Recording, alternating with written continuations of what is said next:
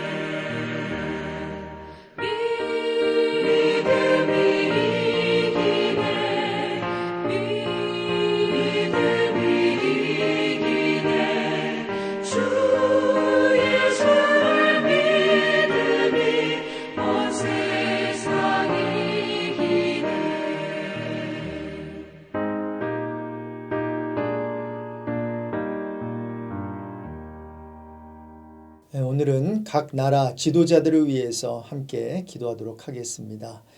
하나님 아버지 감사합니다. 오늘 또 좋은 목요일을 맞이하여 새벽을 깨울 수 있는 은혜를 허락해 주셔서 감사드립니다. 특별히 각 나라 지도자들을 하나님께 올려드립니다. 먼저 하나님의 사랑을 깊이 경험하고 체험하는 그 은혜를 각 나라 대통령들과 지도자들에게 허락해 주시기를 기도드립니다.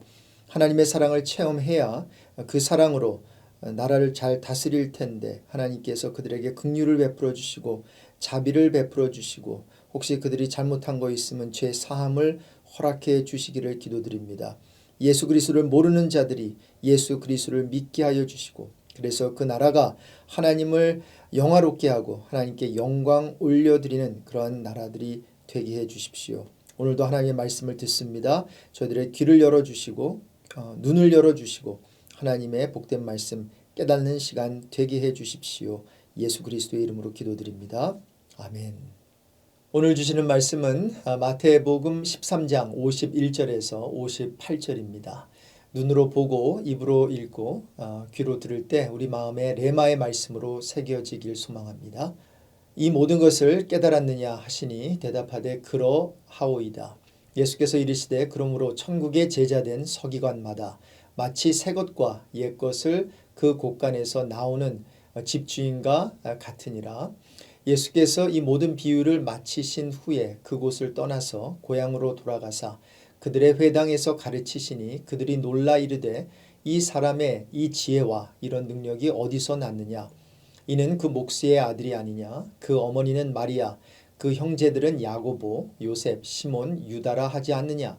그 누이들은 다 우리와 함께 있지 아니하냐. 그런즉 이 사람의 이 모든 것이 어디서 났느냐 하고 예수를 배척한지라.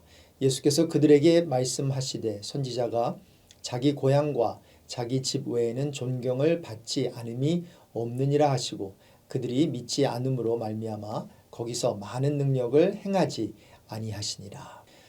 오늘 본문 53절에 보시면 예수님께서는 이 모든 비유를 마치신 후에 그곳을 떠나서 고향으로 돌아가셨다고 기록하고 있습니다. 그러니까 마태복음 13장 3절에서 시작된 비유의 모든 가르침들을 주님이 전하신 후에 이 모든 것을 깨달았느냐를 51절에 물으십니다. 그러니까 문맥상 51절과 52절은 오늘 본문보다는 어제 본문과 더 어울리는 내용이 되겠지요. 따라서 오늘 아침에는 53절 이하의 내용만을 살펴보면서 믿음과 기적의 관계에 대한 말씀을 나누고자 합니다. 여러분, 믿는 자에게 기적이 따를까요? 다른 말로 하면 믿어야 병이 낫는 것일까요? 믿어야만 기적이 일어나는 것일까요? 굉장히 중요한 질문입니다. 왜냐하면 믿는 사람들이 실족하는 경우 바로 이 부분이 정리되지 않아서 시험에 드는 경우가 있거든요. 믿고 구하면 응답하신다고 했는데 그래서 아픈 남편을 위해 기도했는데 남편의 병이 고쳐지지 않는 거예요.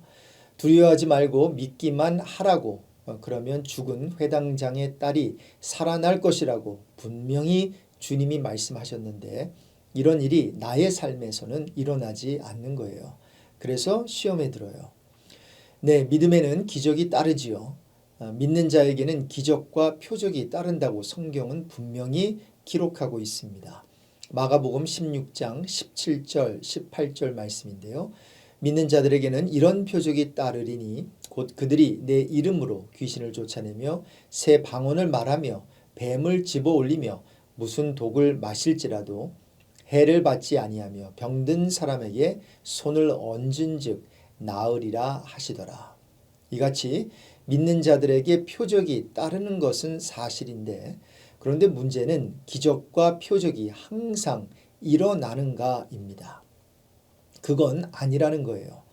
믿음이 있는데 기적이 따르지 않고 아무 역사가 일어나지 않는 경우가 분명히 있습니다. 아니, 오히려 그런 경우가 더 많다고 얘기할 수 있겠어요. 자, 그렇다면 도대체 이 믿음과 기적, 예를 들어서 역사, 하나님의 역사, 병고침, 치유, 이런 이런 기적들, 그러니까 믿음과 기적은 어떤 관계일까요? 오늘 본문을 중심으로 그 점을 살펴보도록 하겠습니다. 예수님이 병도 고치고 오늘 본문에서는 탁월하게 말씀을 가르치시니까 사람들이 놀랍니다. 놀라면서 묻습니다. 54절 이하에 이 사람의 이 지혜와 이런 능력이 어디서 났느냐? 이는 그 목수의 아들이 아니냐? 그 어머니는 마리아, 그 형제들은 야고보, 요셉, 시몬, 유다라 하지 않느냐? 그 누이들은 다 우리와 함께 있지 아니하냐? 그런즉 이 사람의 이 모든 것이 어디서 났느냐? 자, 이렇게 묻고 나서는 보통 결론이 이렇게 나야 합니다. 그런즉 이 사람의 이 모든 것이 어디서 났느냐 하고 하나님께 영광을 돌리더라. 왜요? 분명히 우리와 같은 사람인데 그 가르침이 서기관이나 바리새인의 가르침하고는 달랐거든요. 그러면 그런 생각의 흐름 속에서 올바른 결론은 말씀드린 대로 하나님으로부터 온 분이구나 이렇게 가야 하는데 오늘 57절을 보세요. 전혀 다른 결론이 나와요. 예수를 배척한지라. 이것을 직역하면 그들은 그로 인하여 걸려 넘어지고 있었다가 됩니다. 이것은 예수님이 나사렛 사람들에게 걸림돌의 원인이 되었다는 사실을 의미하는 것인데요. 여기에서 배척한지라로 번역된 단어의 원형을 보면 길 가운데에 걸려 넘어지게 하는 장애물을 이렇게 놓다, 걸림돌이 되다라는 의미의 동사입니다. 그래서 다른 성경 번역들을 보면 실족이란 단어를 사용하기도 하는데요. 그들이 예수님 때문에 실족하니. 킹제임스 흠정역의 경우 그분으로 인해 실족하니라 이렇게 번역을 해 놓았습니다. 쉽게 말하면 예수님을 달갑지 않게 여긴 것입니다. 공동 번역은 이걸 아예 풀어서 다음과 같이 의역을 해요. 예수를 도무지 믿으려 하지 않았다. 저는 이 의역이 틀리지 않았다고 생각합니다. 왜냐하면 58절에 예수님을 배척한 자들의 믿음 상태를 설명해 주거든요. 58절을 보세요.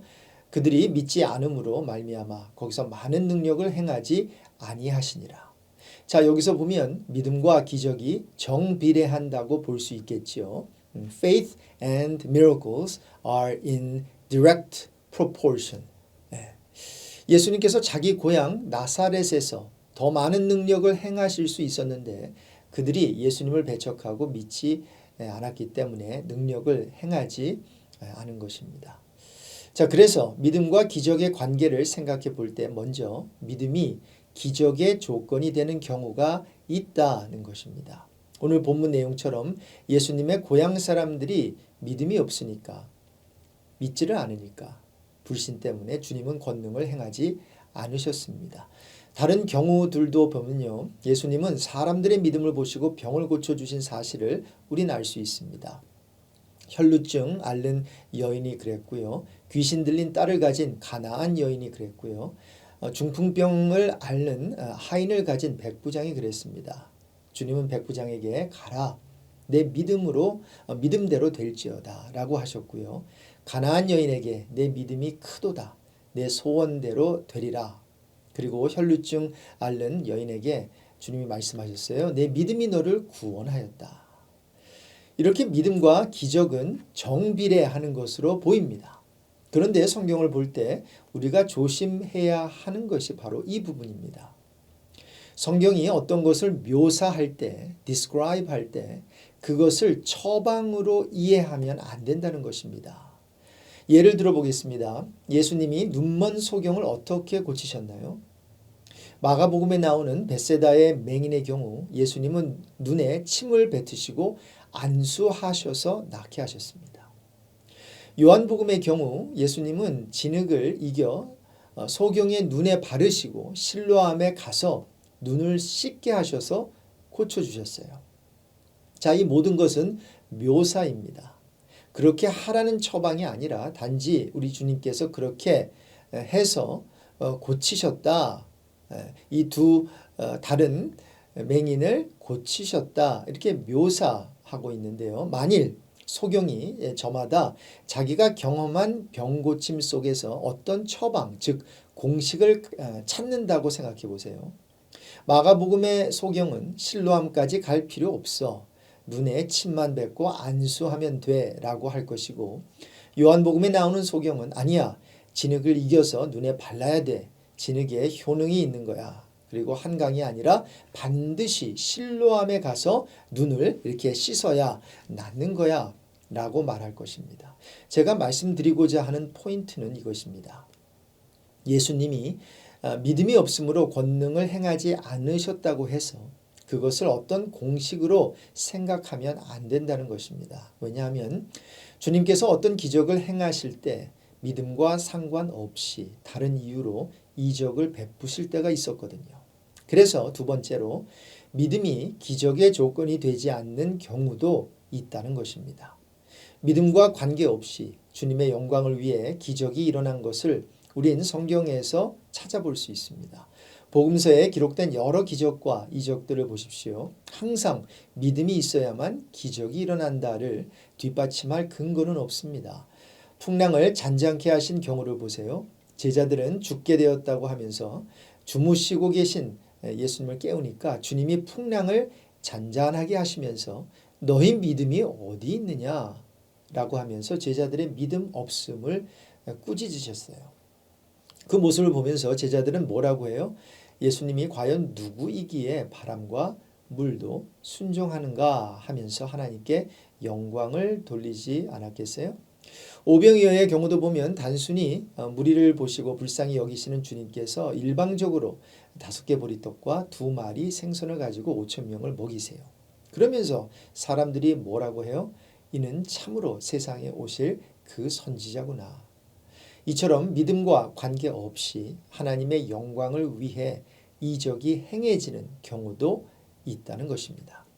마지막 세 번째로 믿음이 기적의 조건은 아니지만 오히려 믿음을 위해 기적이 베풀어지는 경우가 있다는 것입니다. 나사로를 살리실 때 나사로는 이미 죽었습니다. 예수님이 마르다에게 네 오라비가 다시 살아나리라 했을 때 마르다는 마지막 날 부활 때에는 다시 살아날 줄을 내가 아나이다 라고 하면서 마지막 부활 때에는 살아나겠지만 지금 당장 살아날 것은 믿지 못했습니다. 그럼에도 어떻게 돼요? 여전히 예수님은 죽은 나사로를 살려내셨습니다. 살려내시기 전에 예수님이 어떤 기도를 하셨지요? 요한복음 11장 41절 이하에 이런 기도를 하세요. 아버지여 내 말을 들으신 것을 감사하나이다. 42절이요. 항상 내 말을 들으시는 줄을 내가 알았나이다. 그러나 이 말씀하옵는 것은 둘러선 무리를 위함이니 곧 아버지께서 나를 보내신 것을 그들로 믿게 하려 함이니이다. 보세요. 믿음이 기적의 조건이 아니라 오히려 믿음을 위해 기적이 행해지는 것을 볼 수 있습니다. 나를 보내신 것을 그들로 믿게 하려 함이니이다. 믿게 하려고 나사로를 살리겠다는 거죠. 말씀을 정리하겠습니다. 주님은 하나의 고정된 방식으로 일하지 않으십니다. 따라서 우린 신앙생활을 하면서 다양한 방법으로 일하시는 하나님을 인정할 필요가 있고요. 그렇게 다양한 방법으로 일하시는 하나님을 경험할 필요가 있어요. 하나의 정답만이 최고인 줄 생각하지 않았으면 좋겠습니다. 그렇게 되면 하나님을 내 틀 안에 가두게 되는 우를 범하기 때문입니다. 내가 나의 하나님을 만들어 놓고 그 신 앞에 절하고 구하게 되는데요. 그것을 성경은 우상이라고 말합니다. 간혹 기도했음에도 불구하고 기적이 일어나지 않는 경우가 있습니다. 아니 오히려 더 많을 수가 있어요. 그런 경우가요. 바로 그럴 때 믿음이 없다든가 믿음이 순수하지 않아서 쪽으로 가지 않길 바랍니다. 물론 믿음의 문제일 수 있습니다. 하지만 그 같은 생각의 노선으로만 향하다 보면 신앙이 전부 어떻게 되는가 하면요. 나의 열심과 나의 노력만으로 신앙을 점검하게 되는 우를 범할 수 있다는 것입니다. 신앙은 맞아요. 내 쪽에서의 근거가 필요해요. 믿음이나 노력이나 열심, 이 모든 것이 필요하겠지만 하나님 쪽에서의 다양한 역사가 있다는 것 또한 중요합니다. 내가 일하지 않아도 아니 내가 어떻게 할 수 없는 형편에 놓여 있다 할지라도 나를 향한 하나님의 열심은 쉬지 않는다는 것을 우린 동시에 알 필요가 있습니다. 기억하십시오. 하나님은 우리 개개인에게 가장 좋은 최선의 방식으로 일하십니다. 또한 우리 개개인이 헤아릴 수 없는 정말로 다양한 방법으로 일하십니다. 따라서 기적이나 병 나음으로 우리의 믿음을 증명하지 않았으면 좋겠습니다. 믿음과 기적은 정비례하지 않을 수 있거든요. 그리고 성숙한 믿음은 굳이 기적을 필요로 하지 않을 수 있음을 기억합시다. 믿음은 삶 전체를 포괄하는 것이지 종교적인 어떤 기적의 세계와만 연결된 것이 아니기 때문입니다.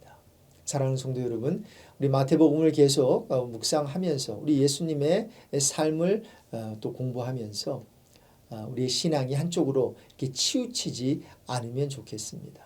우리 예수님의 그 영성을 가만히 보면 키워드가 밸런스인 것 같아요. 균형. 한쪽으로 치우치지 않고 이렇게 균형을 이루는 그러한 모습을 볼 수 있는데, 저와 여러분이 예수님을 닮아 그러한 아름다운 균형 잡힌 영성 생활을 하게 되길 주님의 이름으로 축복합니다. 하나님 아버지 감사합니다. 오늘도 귀한 말씀을 통해서 깨닫습니다. 참으로 예수님께서는 병을 고치실 때 간혹 우리의 믿음을 요구하십니다. 네가 낫기를 원하느냐? 믿음대로 될지어다. 하나님, 믿음대로 되는 역사가 오늘 아침에 있게 해 주십시오. 그러나 하나님, 반드시 믿음이 요구되어야만, 믿음이 근거가 되어 기적이 일어나는 것은 아닌 것 같습니다. 하나님께서 믿음을 요구하지 않았는데도 하나님 사이드에서 그렇게 일방적으로 은혜를 베풀어 주시고 구원을 베풀어 주시고 또 회복을 허락하여 주시고 또 그렇게 하나님께서 치유를 허락해 주셨던 그 모습을 성경에서 보게 됩니다. 하나님 아버지, 이 쉽지 않은 진리, 그러나 완벽한 이 성경 말씀, 이 진리를 우리가 붙잡게 하여 주시고 계속해서 우리 마태복음을 공부해 나갈 때, 또 묵상해 나갈 때에 치우치지 아니하는 그러한 복된 믿음을 허락하여 주시고 그러한 아름다운 영성을 주님 허락해 주시기를 간절히 기도합니다. 하나님, 자꾸만 이런 기도 응답이나 어떠한 기적이나 이런 이적으로 우리의 믿음을 이렇게 점검하거나 증명하려고 하지 않게 하여 주시옵시고, 정말 하나님만을 바라보며 하나님이 살아계시기 때문에 말씀 붙들고 이 눈에 아무 증거 보이지 않아도 믿음만은 가지고서 우리가 전진해 나가는 우리 모두가 되게 해 주십시오. 존귀하신 예수 그리스도의 이름으로 기도드립니다. 아멘. 이제 잠깐 기도하는 시간 가지시고요. 주님과 함께 동행하시는 복된 하루가 되시길 바랍니다. 축복합니다. 샬롬.